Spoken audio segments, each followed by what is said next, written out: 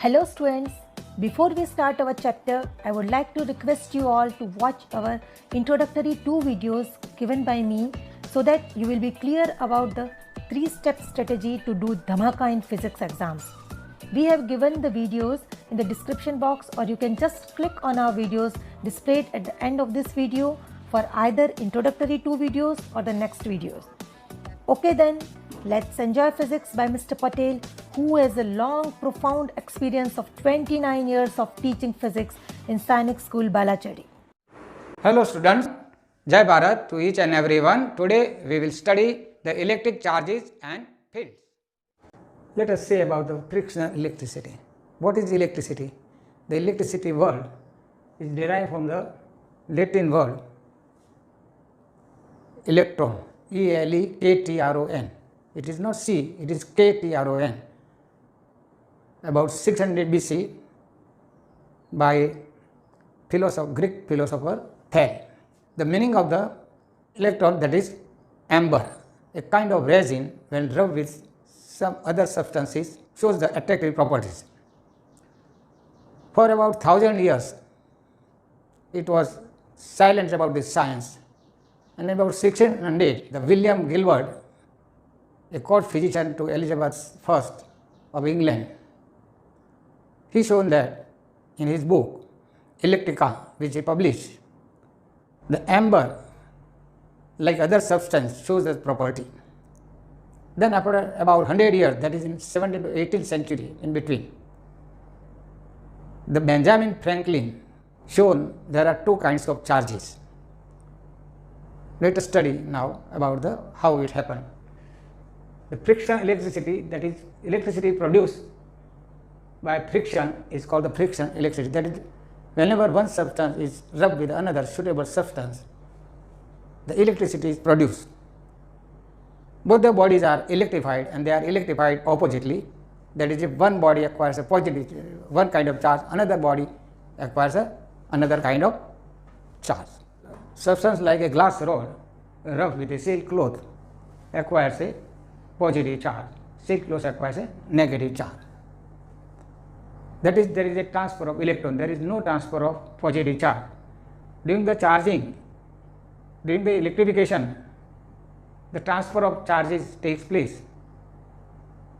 Since outermost electrons in the atom are loosely bound, they can easily leave. The electrons in the atoms of glass rod, they are loosely bound than that of in the silk cloth. So electrons from the glass rod, they move and transfer to the silk cloth. So there is a transfer of only electron, no transfer of interior particles like protons or neutrons. Protons are the inner electrons. They are strongly bound with the strong nuclear force in the atom, and they can't leave the atom.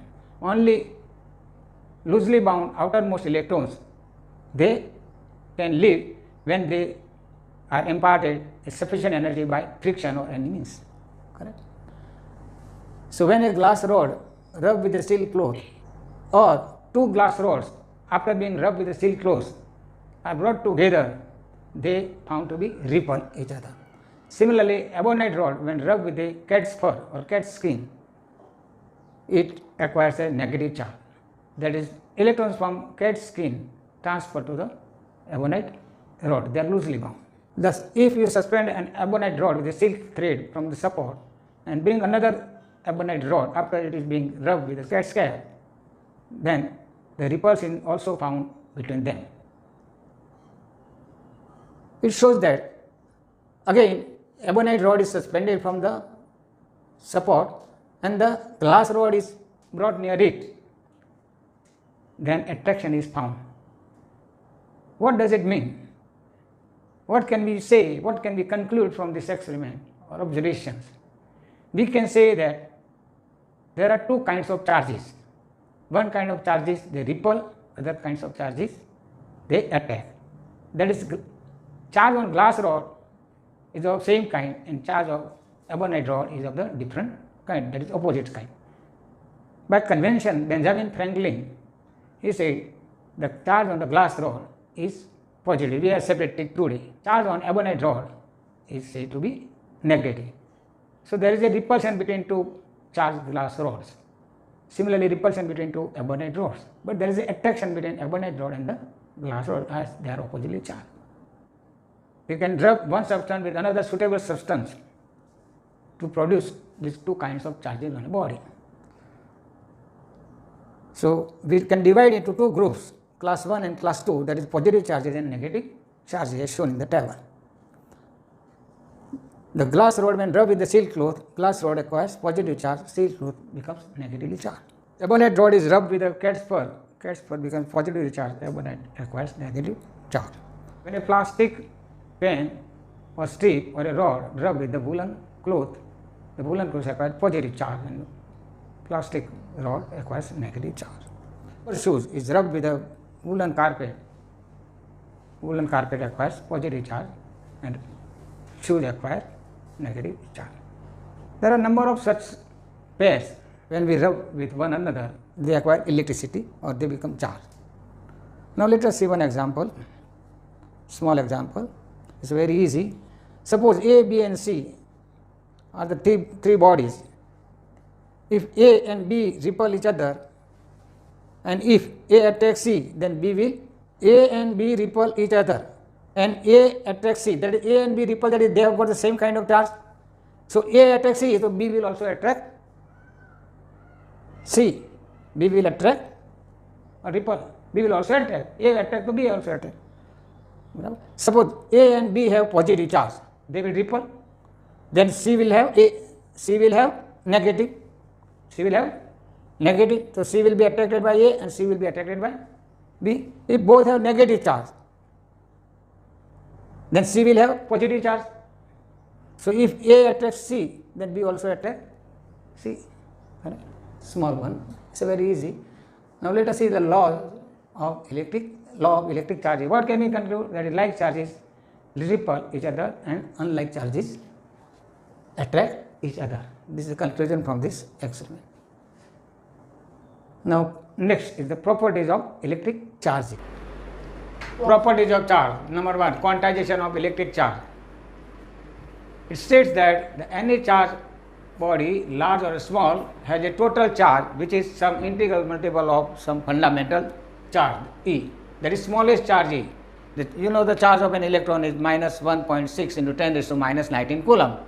It may be a proton plus 1.6 into 10 raised to minus 19 coulomb. Charge on a body may be plus or minus E, plus or minus 2E, plus or minus 3E, plus or minus NE, where N is an integer, N may be 5, 6, 8, 100, 200, 1000 maybe. For an example, a nucleus, not an atom, atom is a neutral, you know. Nucleus of carbon C612 always has a charge plus 6E. The nucleus of, another example, the nucleus of uranium-92-235 has charge plus 92. Second property, electric charge is additive. The total electric charge of an extended body is the algebraic sum, that is sum taking into account of sign of charge, whether it is plus or minus. You have to consider the sign while calculating the total charge of charges located at different points. Thus, plus Q and plus Q, that is total charge is 2Q, minus Q and minus Q makes a total minus 2Q, plus Q and minus Q, that makes it 0. The charge on this body is 2Q, this body is minus 2Q, this is 0. Or suppose charge on a body at different points is minus 3 coulomb, plus 7 coulomb, minus 11 coulomb, plus 5 coulomb, that is total is minus 2 coulomb. Q2 is equal to 3 10 to the power minus 7 coulomb. Both are positive, so force will be repulsive.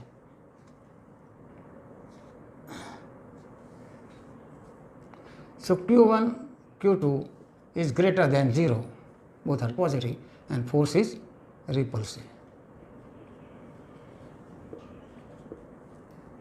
So the separation between them is 30 centimeter. Calculate the force, very easy.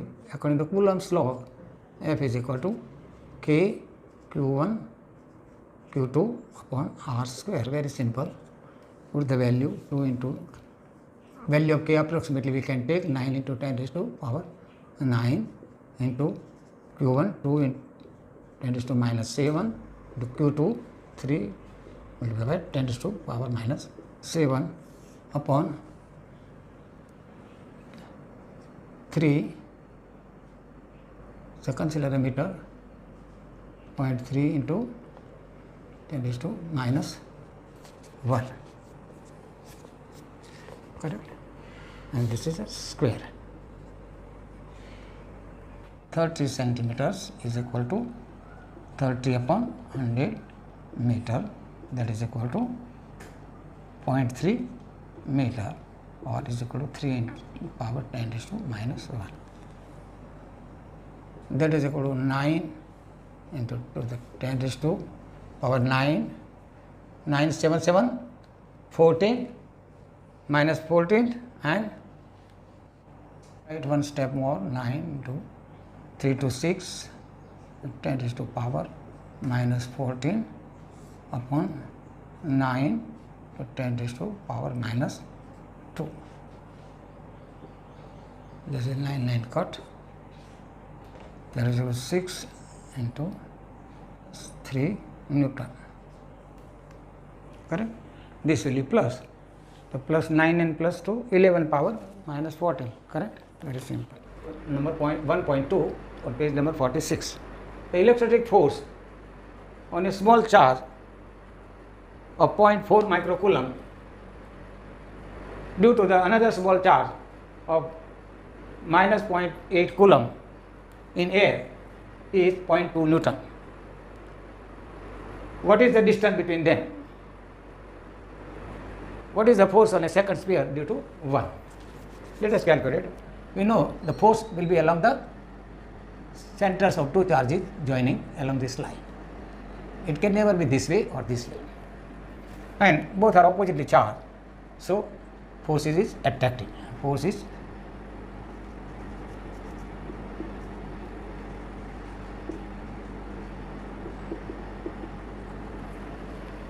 we know from the Coulomb's law that force between two charges is given by the equation K Q1 Q2 upon R square. We want to calculate R, therefore R square is equal to K Q1 Q2 upon R. Q1 is equal to 0.4 microcoulomb, or 4 into 10 raised to minus 7 coulomb. Q2 is 8 into 10 raised to minus 7 coulomb, and K is equal to 9 into 10 raised to 9 Newton. Newton minus 1 meter minus 2 nu, that is equal to 9 into 10 raised to 9 into 4 into 10 raised to minus 7 into 8 into 10 raised to minus 7 upon 2 into 10 raised to minus 1. That is equal to 144 into 10 raised to power 9 into 10 raised to power minus 14 into 10 raised to power 1. That is equal to 144 multiplied by 10 to the power minus 4 meter. Therefore, R is equal to under root of 144 10 raised to minus 4, that is equal to 12 into 10 raised to minus power 2 meter, and that is equal to 12 centimeter. The separation between them, answer, is 12 centimeter. Now, second, what is the force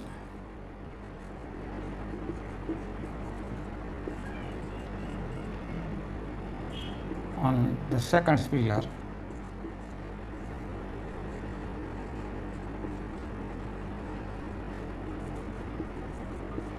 due to first? Let us see.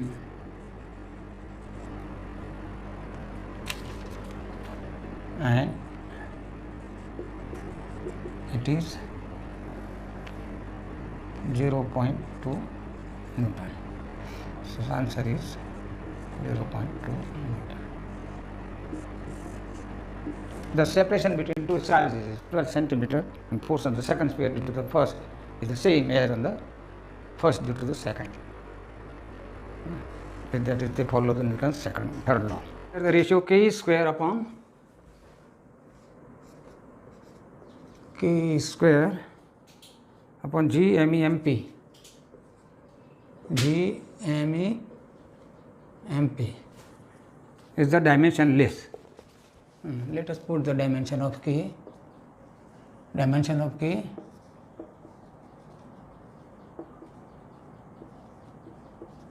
What are the dimensions of K? There is Newton meter square coulomb minus 2. That is equal to Newton kg meter per second square, that is minus 2, and meter square, that is L raised to 2 into coulomb, that is ampere into A T A minus 2 T minus 2.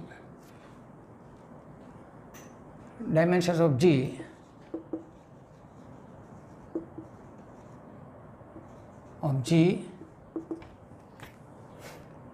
that is Newton meter square kg minus 2. Both are similar. This is the Coulomb's law. Charge, and here mass, nothing else, not mass, whatever.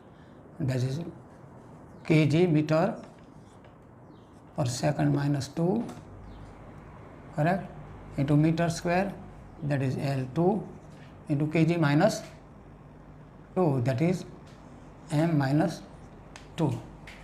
And these are the masses. Me, dimension of mass of electron, that is m1. Mass, dimension of mass of proton, the same. Now let us put the dimensions. There is m, L2, Coulomb charge, that is A minus 2, T minus 2, into E square, that is dimension of E is equal to ampere square time square upon dimensions of G, that is m, L, T minus 2, 4 and plus 2, that is T minus 2, correct. Then A minus 2 and A plus 2, that is cancelled upon, here also simplify, m and m minus 1, that is m, L cube and T minus 2, that is equal to 0. Thus the ratio is dimensionless. Next is the conservation of electric charges. Charge can neither be created nor be destroyed. The total charge of an isolated system remains constant. That is same or fixed or conserved. Total charge of an isolated system is fixed. Total charge of the isolated system remains same. Total charge of an isolated system remains conserved. Neither increase nor decrease, remains the same. Now consider an example of the glass rod rubbed with a silk cloth. Before rubbing, the net charge on the glass rod is 0, that is, it is neutral. The number of positive charges, protons, is equal to the number of electrons in each atom. Similarly, net charge on the silk cloth is also 0, that is, it is neutral before rubbing. When we rub, the electrons flow from glass rod to the silk cloth. The silk cloth acquires negative charge and glass rod acquires equal positive charge. Suppose there are 6 electrons on the silk cloth had been transferred from glass rod. The glass rod will become deficient in 6 electrons, that is, will become positively charged, and charge will be 6. The net charge after rubbing is also minus 6e plus 6e, that is 0 plus 0, 0. Net charge before rubbing was also 0 plus 0 on the glass rod and 0 on the silk rod, that is 0. Now same case, this is true whether the particle is destroyed, but charge cannot be destroyed. can neither be increased nor decreased too. For an example, when neutron converts into proton, this is a nuclear reaction. Unlike rubbing, but they also follow the law of conservation of charge, mass, momentum and energy. All four laws they follow. Our subject is to just concentrate on the law of conservation of charges, because it's beyond your scope how to measure energy in this. So neutron converts into proton and electron. Total charge before the nuclear reaction, that is the charge of a neutron, is 0. What is? After nuclear reaction, total charge of proton is 1. Electron has -1. Antineutrino is an uncharged particle. That is total charge after reaction is charge of proton 1.6 into 10 raised to -19 coulomb, or 1 e plus e, plus charge of an electron, that is -e, or what is the charge of an electron? 1.6 into 10 raised to -19 coulomb, negative. Plus and minus, that is net charge is 0. One more reaction, the cobalt 60 is an isotope of cobalt used for curing cancer, cobalt therapy. The gamma rays produced, they kill serious cell. So cobalt converts into nickel plus beta ray is emitted. This is a nuclear phenomena. So nuclear is in excited state. Still it is in excited state, this nickel is. So it will emit 2 gamma rays and come to the ground state and become stable. So charge of cobalt before reaction is 27. After reaction there is a charge of nickel and beta rays, that is electron minus e, 28e minus 1e, that is 27e. The before reaction it was 27, after reaction also 27. One more example. When beryllium is bombarded by alpha particle, which is doubly ionized helium atom, when 2 electrons from helium atoms are removed, its charge becomes 2, that is alpha particle. So charge before reaction is 4 plus 2, that is 6. It changes into the carbon 612 plus neutron plus energy. Total charge after reaction is 6 plus 0, carbon 6 plus neutron 0, that is 6. Thus is also nuclear reaction also follows. Whether it converts, this is totally destroyed and changed into the carbon atom. Similarly, when neutron is bombarded on the uranium fission reaction used for nuclear energy, or is a principle of atom bomb also. If it is used for peaceful purpose, it is carried out in a controlled way. That is out of 3 neutrons produced in the first reaction, 2 neutrons are to be absorbed by using cadmium rods in the reactor, which is not for you now. So it changes into uranium-236, which is very, very unstable, like a hanging drop from the tap of water. Split into the 2 fragments of nearly equal masses, barium and krypton, along with the liberation of 3 neutrons plus about energy. About 200 million electron volt energy is liberated. According to Einstein mass energy relation, there is a mass defect. We will have to calculate it. So total charge of the reactor, there is neutron 0 plus uranium 92 is 92. After reaction, total charge of barium is 56, krypton 36 plus neutron 0, that is 92. One more, the pair production in the cosmic rays research. Pair production, that is pair of positron and electron is produced from the gamma rays. When gamma rays interacts with the metal piece, lead piece or any other metal plate, if the gamma rays is an energy ray, has got no charge, it changes into matter particle, that is materialization, it is also called. So gamma rays of about slightly more than 1 million electron volt. 1 electron volt is equal to charge of an electron into 1 volt. When electron moves from one point to another point in the potential difference of 1 volt, the energy of an electron is said to be 1 electron volt. That is 1.6 into 10 raised to minus 19 coulomb. They have not considered here sign, just magnet. So 1 million electron volt is equal to 10⁶ electron volt, that is equal to 1.6 into 10⁻13 joule. Coulomb into volt, that is joule. So gamma rays interacts with the matter, it produces two particles, electron and anti-electron, anti-particle of electron, that is positron, not proton. Remember, proton has one charge, I have put 0 here. Net charge is 0. Charge of gamma rays uncharged, radiation only, like the radio waves, microwaves, TV waves, and all Vibgyors, X-rays, they are uncharged particles, they are not having any charge. If we pass from the electromagnetic field, there won't be a deviation or deflection. Similarly, just reverse is also annihilation or dematerialization. Electron and positron, they annihilate and convert into produce a gamma rays of about 1 million electron volt energy. In all this, here charge before reaction is 0, -1, +1. After reaction is also gamma ray, that is uncharged, no 0. So that also follows. So nuclear reaction also follows the law of conservation of charge. You can remember one example of this as it is given in your book. Your book, this example is given, but equation is not given, just example is given. How can you detect the charge on a body? Whether the body has got charge. Suppose you rub the glass rod with a silk cloth. How can you say that it has acquired a charge or not? For that, the instrument which is used to detect a charge on the body is called an gold electroscope, gold leaf. You can make yourself also a simple electroscope. Here the figure shows the gold leaf electroscope.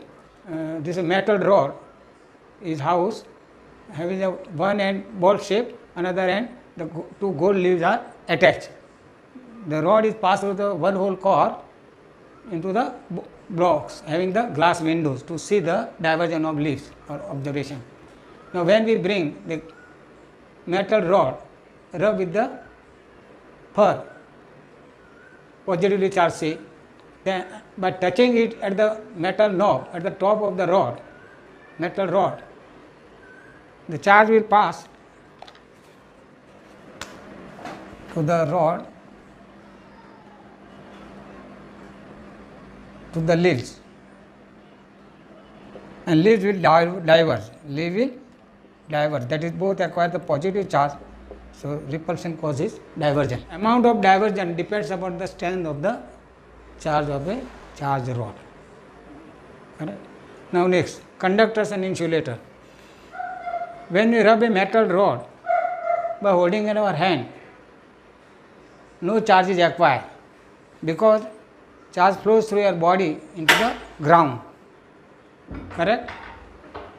But when we provide a wooden or plastic handle to the metal rod and rub with the wood, it shows the sign of charging. An experiment: take a plastic rod negatively charged, connect it with the pith ball through a copper wire.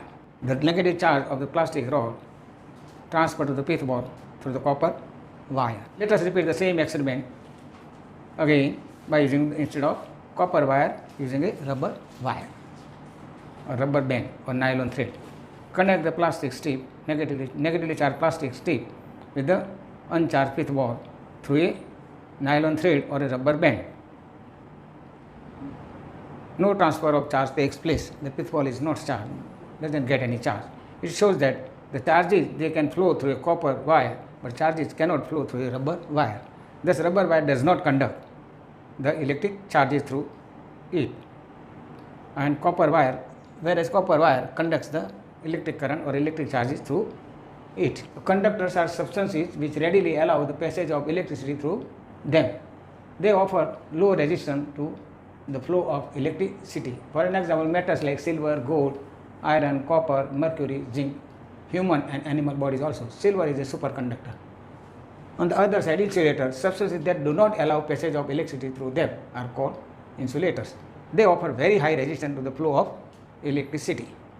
For an example, non-metals like glass, porcelain, plastic, nylon, wood offer high resistance. When some charge is transferred to a conductor, it readily gets distributed over the entire surface of the conductor. In contrast, if some charge is put on an insulator, it stays at the same point. place, where we bring a charged body in contact with the earth, all the charge on the body pass through the ground through the connecting conductor. This process of sharing the charges with the earth is called the grounding or earthing. Earthing provides a safety measure of electrical circuits and appliances. Now next is the charging a body by induction. Consider the two balls A and B touching each other. Bring a positively charged glass rod C or conducting rod C near it without touching it. We see that the positive charge will attract the valence electron towards it. So left side of the sphere A is found to be negatively charged, whereas right side of the B is found to be charged positively. Why? Because positively charged on the C, that attracts the electron. They gather on the side of left side of a sphere A. All the electrons won't gather at the side A, because after gathering some electrons there will be repulsion among the other electrons. So there will be a repulsive force and attractive force. This happens till equilibrium is reached. So then after there is no further gathering of charge towards on the left side of A. So left side of A is charged negatively and right side of the B is charged positively. These charges cannot leave because they are bound charges. They are bound charges. These are attracted. This is attracted by this, and the negative charge on the left side of A is attracted by the positive charge on the glass metallic rod C. And positive charge on the B is also attracted by the negative charges on A. Now separate them, keeping the rod at the same position. If we remove the rod, then there will be redistribution, again they will become neutral. But if keep the C, the charges are attracted, they are bound charges, they cannot leave. Charge will be observed on the A and left side of the A, and positive charge will be found to be on the right side of the B. Again keep more apart the A and B, there will be a redistribution of charges. There is no attraction or repulsion.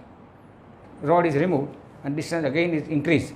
So there will be rearrangement of charges on negative charge on the A and positive charge on the B.